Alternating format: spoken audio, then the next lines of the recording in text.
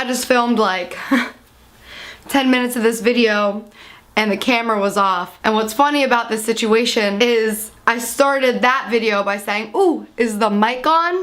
So the mic was on, but I wasn't recording. Here we are. Welcome back! It is late, I am tired, and I'm on one. But I'm excited to tell these stories. I'm excited for this video. This is a very chatty video. Is that window open? As a lot of you may know, probably know, I am no stranger to Lyft or Uber.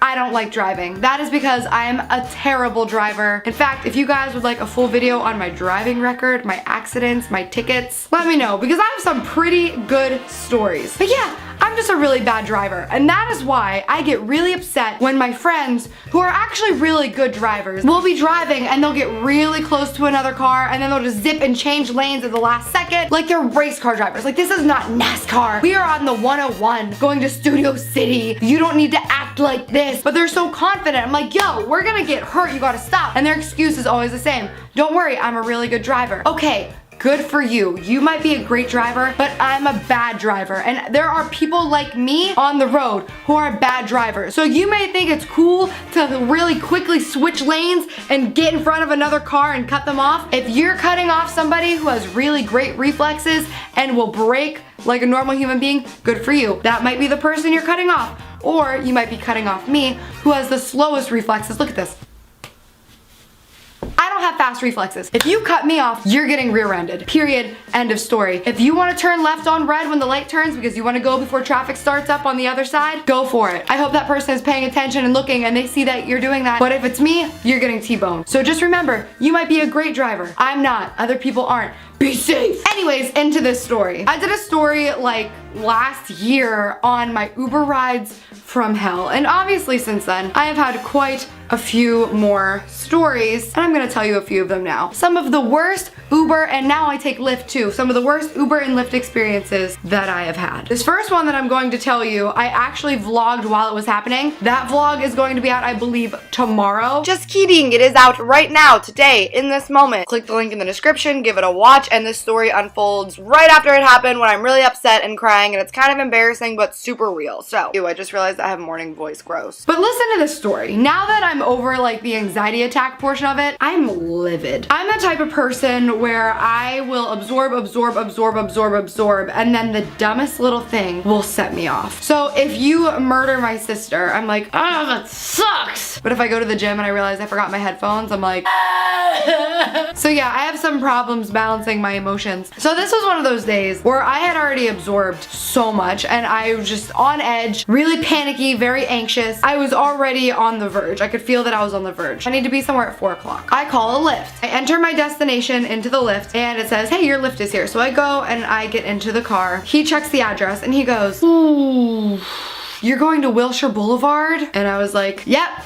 Is that okay? And he said, ooh, I didn't really want to go down that way. For reference, Wilshire is downtown. That is a perfectly reasonable request from somebody who's paying someone to drive them. It's not like I said, I'm going to Vegas or San Diego. I was going to downtown. So he says, I thought I set my app to not take me there, which I've asked a few other Lyft drivers, that's not a thing. And I was like, sorry? He goes, ugh, yeah, damn, I just really didn't want to go down there. So I was like, did you want me to call a different car? Which I didn't want to do and I didn't have time for. And I did not expect his response, which was, oh, that would be so great if you could. So I said, actually, my appointment's at 4. I need to be there. I'm really sorry. I wish I had time to cancel and then call and wait for another car, but I'll be very, very late. I'm already late from this conversation. As I'm saying this, he cancels my ride. As I'm sitting in his car, because he didn't want to go downtown. In case you don't understand how fucking weird this is, this guy's sole job description is pick people up and drive them around where they need to go, generally in the greater Los Angeles area. So the fact that this guy is telling me, a customer who simply requested a ride, to get out of his vehicle because he doesn't feel like it, this guy makes his own hours. He's a fucking Lyft driver. This isn't a special request. This is literally, hey man, can I pay you for your service and in return you can provide said service? So he cancels the ride, and as I already mentioned, I'm already on one. I'm on my limits. I'm just waiting for that thing to crack. And as soon as he canceled that ride, I lost all self-control and I lost my fucking mind. And I just went off. Are you fucking kidding me? And he was like, oh, I didn't think you'd mind. And I was like, I just said I was going to be late if you did that. Are you fucking serious? I was getting so pissed. I'm yelling, I get out of the car, I slam the door, and I hear him say, did you really need to slam the door? And I look at him and I was like, are you out of your fucking mind? I'm now standing on the sidewalk screaming. Like, I've lost all sense of life. I'm a raging entity at this point. The amount of rage in my heart at that moment was like everything that I've been suppressing for the past 25 years was coming out on this human being. So my neighbor, who has a little crush on me, is on the street. He goes, hey, are you okay? And I was, at this point, tears. I'm just so frustrated. I'm just like, this guy just like kicked me out of his car and like I need to be somewhere at 4 o'clock and I'm gonna be late now. And he goes, hey, it's okay. Do you want my car? And I said, no, I have a car. I just don't want to drive because I'm a bad driver. And as this is happening, the Lyft driver who kicked me out of his car for simply wanting a ride, turns around, rolls down his window and yells something. I can't hear what he says, but my neighbor says to him, roll up your window and keep driving, bro. And I was like, what'd he say? What'd he say?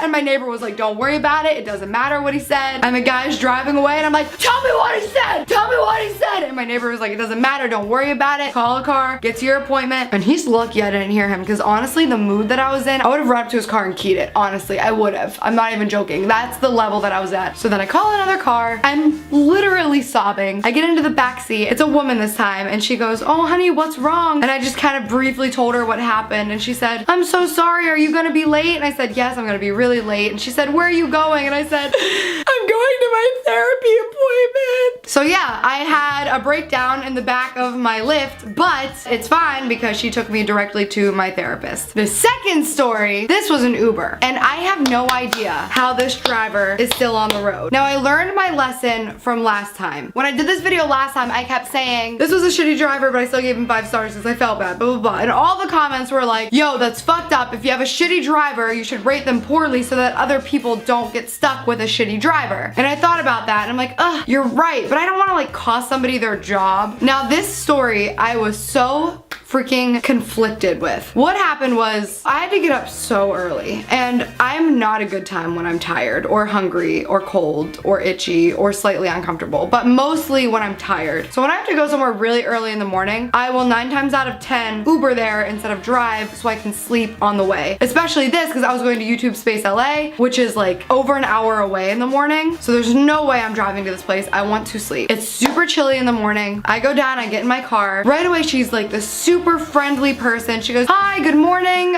Feel free to roll up the windows. And I was like, oh yeah, I am pretty chill. I'm gonna roll up the windows. So I roll up the windows. Within probably 11 seconds, it hits me. The most pungent, offensive, foul odor that I have smelled in the past probably decade of my life hits me in the face. And I'm like, is this the person or the car that smells this way? Like, I can't tell. I'm legitimately gagging. It is so thick. And then I'm looking around at the car. The back of the seats are just smeared with food or boogers, filth, dirt, grease. The floor has not been vacuumed probably since she bought the damn thing. There are bottles and napkins. The car is so dirty. And then I look at the actual seat and I'm like, God, my pants are literally gonna be filthy because the seat was filthy. And I'm like, ugh, so fucking disgusted. And I can't figure out how the fuck this person is still a driver. So within probably a minute, I have to roll the windows back down even though it's freezing outside because of this odor. And she says, oh, did you decide you're hot? And I never talk like this. And I am so bad at saying things like this to people. But in this instance, I just had to be like, honestly, no, I'm pretty cold, but I had to put the window down because there is a very strong odor in this car and it's making me very nauseous. And she instantly is like, oh my God, what does it smell like? And I was like, I'm not sure. And she's like, there was this guy in the car right before you, and you could tell he was at the gym and he was just working out and he was really sweaty, you know what I mean? It must have been from him. No, if somebody with BO was in your car for one ride, your entire car doesn't reek of this pungent in your face BO. This smell was coming from her or from this car, but either way, it was not suitable for strangers. She also took a solid 20 minutes to pick me up, and I was just watching her little car circle around the block like 20 times. So honestly, that's a really short story. It's just the fact that it was like so unbelievably dirty and smelly, and what was so hard about it that I had to rate her poorly. I don't think I gave her 1 star, but it was probably 2 or 3, because I don't think anybody should have to get in the car for an hour and a half and it smell like that, and for you to not clean it when your sole job, again, we're back to this, your sole job is to pick up people and drive them places. If your car is a cesspool of bacteria, that's not okay. Like, just throw the dirty napkins away from the back of your seat. That's gross.